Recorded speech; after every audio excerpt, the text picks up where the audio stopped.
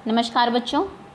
तो बच्चों आज हम आपका जो चैप्टर है हिंदी का क्लास सेकंड का अधिक बलवान कौन, उसकी एक क्विज़ करने वाले हैं। उम्मीद है आपने चैप्टर पढ़ भी लिया होगा और आपको समझ में भी आ गया होगा अधिक बलवान कौन मतलब कि किस में ज़्यादा ताकत है, कौन ज़्यादा ताकतवर है। तो ज़रूर कुछ ना कुछ कंपटीशन हुआ होगा पार्ट के अंदर, किन का कंपटीशन था, क्या कंपटीशन था, कौन जीता, ये सब चीज़ें आपको पता होनी चाहिए। और अगर नहीं पता है तो पिछली वीडियो में जाके आप एक बार चैप्टर को पढ़ लेंगे दोबारा से और उसके क्वेश्चन आंसर समझ लेंगे, ठीक है। तो चलिए शुरू करते हैं। अगर आपने अभी तक भी चैनल को सब्सक्राइब नहीं किया तो नीचे आप सभी को पता है राइट साइड में सब्सक्राइब लिखा हुआ आ रहा होगा रेड कलर से, आप उसको टैप कर देंगे तो चैनल सब्सक्राइब हो जाएगा। नेक्स्ट टाइम से आप वीडियो आएगी तो आपको अपने आप पता लग जाएगा, ठीक है। तो चलिए स्टार्ट करते हैं। क्विज़ करने का तरीका आप सभी को पता ही है। आप प्रश्न सुनेंगे, वीडियो पॉज करेंगे, उत्तर देंगे और उसके बाद देखेंगे कि आपका प्रश्न का उत्तर सही है या नहीं। तो चलिए पहला प्रश्न है आपका, हवा ने कोट उतरवाने के लिए क्या किया। जैसे कि हमें पता है कि जो कंपटीशन था वो कोट उतरवाने का था कि आदमी का कोट कौन उतरवाएगा। तो बताइए हवा ने क्या किया कोट उतरवाने के लिए। वह धीरे धीरे चलने लगी या फिर तेज़ चलने लगी या फिर हवा ने चलना ही बंद कर दिया। ए, बी और सी इसमें से कौन सा ऑप्शन सही है, पॉज करके आप आंसर बताएंगे। और मैं इसका आंसर आपको नहीं बताऊंगी, जबकि मैं एक हिंट दे देती हूँ आपको। अगर आपको चैप्टर थोड़ा आप भूल गए हैं, याद नहीं है या फिर आपको आंसर नहीं पता तो देखिए ये हिंट है। हवा ने क्या किया था कोट उतरवाने के लिए, ये पिक्चर आप देखिए और इस पिक्चर से समझने की कोशिश करिए कि क्या किया होगा। और अगर आपको उत्तर पहले से ही पता है तो बहुत अच्छी बात है।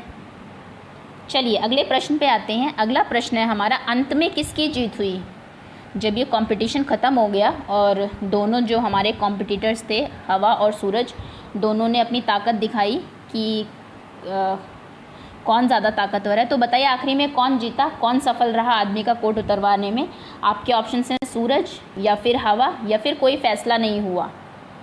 सोचिए, उत्तर दीजिए। मैं आपको हिंट दे देती हूँ, एक थोड़ा सा क्ल्यू दे देती हूँ। ये देखिए, इस पिक्चर से आप थोड़ा समझ सकते हैं।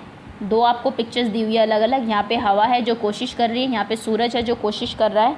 और देखो एंड रिज़ल्ट क्या रहता है दोनों का। पिक्चर को ध्यान से देखेंगे और उसके बाद आप उत्तर देंगे, ठीक है। चलिए आगे आते हैं। अगला प्रश्न है आपका, सूरज के तेज़ चमकने पर आदमी ने क्या किया। जब सूरज हमें पता है बहुत तेज़ चमकने लगा था, तो फिर आदमी ने क्या किया था। कोट को कसकर पकड़ लिया या फिर कोट उतार दिया या फिर टोपी पहन ली अपने आप को धूप से बचाने के लिए। तो क्या किया था आदमी ने तीनों चीज़ों में से, बताइए। आपने पाठ पढ़ा है, आपको पता होगा। मैं हिंट दे देती हूँ। ये देखिए, ये किया था। ये सूरज बहुत तेज़ चमक रहा है और ये वो आदमी है। तो तीनों में से, ऑप्शंस में से पिक्चर को देख के आप क्लू ले सकते हैं और बताइए कि आदमी ने क्या किया। अगला प्रश्न है, आदमी कोट हाथ में लेकर चलने लगा। इस वाक्य में क्रिया शब्द क्या है। आपको क्रिया पता है, इंग्लिश में जिसको आप वर्ब बोलते हैं, डूइंग वर्ड्स बोलते हैं। हिंदी में हमारी क्रिया होती है। क्रिया का मतलब है आपका कि जिस शब्द से ये पता लगे कि कोई काम हो रहा है। जैसे कि मैं कहूँ, जैसे कि मैं आपके लिए कहूँ कि मैं वीडियो देख रहा हूँ, है ना। तो यहाँ पे जो आपका कौन सा शब्द ऐसा है जो आपको बता रहा है कि आप कुछ काम कर रहे हैं, वो शब्द है आपका देख, है ना। ये जो शब्द है ये बता रहा है कि आप क्या काम कर रहे हैं, आप देख रहे हैं किसको, वीडियो को, ठीक है। तो देख शब्द आपकी क्रिया मानी जाएगी, ठीक। तो आपको बताना है कि इसमें से कौन सा शब्द आपका क्रिया है। आदमी कोट हाथ में लेकर चलने लगा। आपके ऑप्शन से आदमी क्रिया है, हाथ क्रिया है या फिर चलने क्रिया है आपका। बताइए ए, बी और सी में से कौन सा ऑप्शन सही है। आप ये बताएंगे और साथ साथ आप ये बताएंगे, एक तो इनमें से क्रिया है, बाकी दो चीज़ें क्या है। फिर आपको पता है हमारी क्रिया होती है, संज्ञा होती है, जो नेमिंग वर्ड्स होते हैं, सर्वनाम होते हैं जो संज्ञा की जगह जो शब्द इस्तेमाल होते हैं, और आपके विशेषण होते हैं। सेकंड क्लास में आपको यही पढ़ा गया है बस। विशेषण क्या होते हैं हमारे, जो किसी की विशेषता बताते हैं। जैसे काली गाय, है ना, चमकता हुआ सूरज, जो चमकता यहाँ पे क्या है आपका विशेषण है। तो आपको बताना है, पहले तो आप बताएंगे क्रिया कौन सी है, उत्तर देंगे, और क्रिया के अलावा जो बाकी दो शब्द बच गए इन तीन ऑप्शंस में से, वो दो क्या है आपके, ठीक है। अगला प्रश्न है आपका, जीत का विलोम शब्द क्या है। विलोम शब्द आपको पता होगा, उल्टा। जैसे कि मैं कहूँ रात, तो रात का उल्टा होगा आपका दिन, है ना।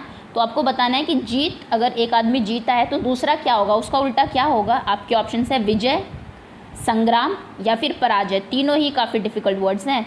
आपने सोचा होगा जीत का हार मिल जाएगा, वो तो बहुत ईजी हो गया। थोड़ा सा अब आप अपनी वोकैबुलरी को एनहांस करो। तो विजय, संग्राम और पराजय, इसमें से जीत का विलोम बताना है, विलोम बताएंगे आप। और साथ साथ एक एक्स्ट्रा क्वेश्चन और है आपके लिए, आप विलोम बताएंगे इन तीनों में से एक आपका जीत का समानार्थी शब्द भी है, जिसका मतलब जीत ही है, तो वो कौन सा शब्द है जिसका मतलब इनमें से जीत ही है, ये भी आप कमेंट सेक्शन में लिख के बताएंगे। विलोम तो आप प्रश्न का उत्तर देंगे, और जीत का मतलब वाला शब्द जिसका अर्थ जीत है वो कौन सा है, ये भी आपको बताना है। ठीक है, देखिए ये जीत और दूसरा जो शब्द है उसके लिए है। ये बच्चा जो भी कंपटीशन था यहाँ पहुँच गया, सो ये जीत गया, ये हार गया। इंग्लिश में विन मतलब जीतना, लूज़ मतलब हारना, और जब कोई फैसला नहीं होता तो उसको हम टाई बोलते हैं, है ना, टाई हो गया।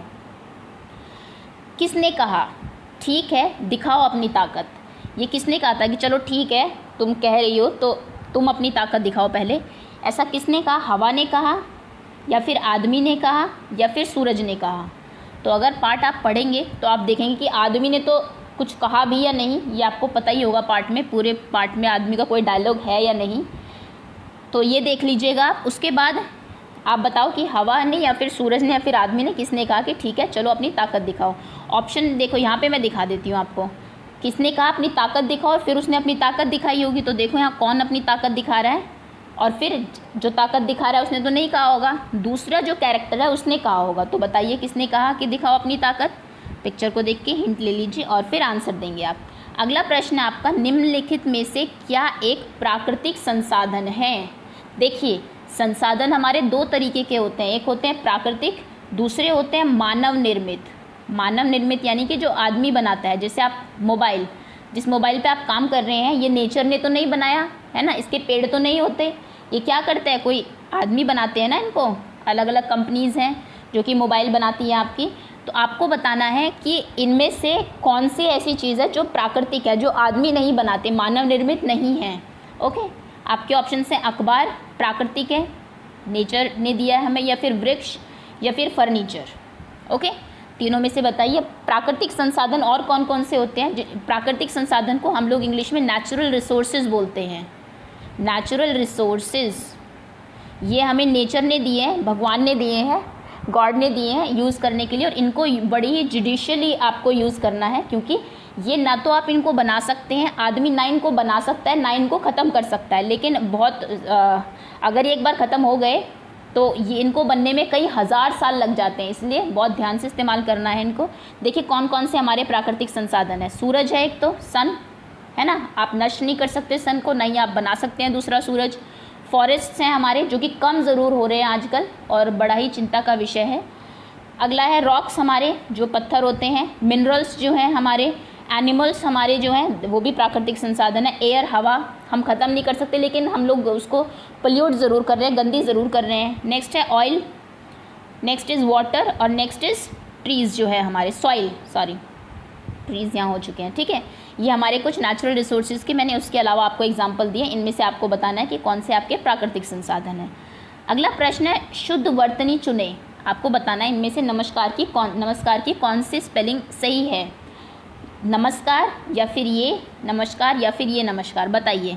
नमस्कार आप सभी को पता होगा, जब आप किसी से मिलते हैं व्हेन यू ग्रीट समवन तो आप दोनों हाथों को जोड़ के बोलते हैं नमस्कार, तो आपको बताना है कि कौन सा इनमें से ये सही वर्तनी है इसकी। ठीक है, ये शब्द जो है आपका आपके चैप्टर में इस्तेमाल हुआ है, इसलिए ये यहाँ पे आया है। आपके चैप्टर के जो भी कठिन शब्द होते हैं आप उनको लिख के ज़रूर प्रैक्टिस किया करिए। अगला प्रश्न है विशेषण चुने। विशेषण जैसे कि मैंने बताया था वो शब्द होते हैं जो किसी की विशेषता बताते हैं।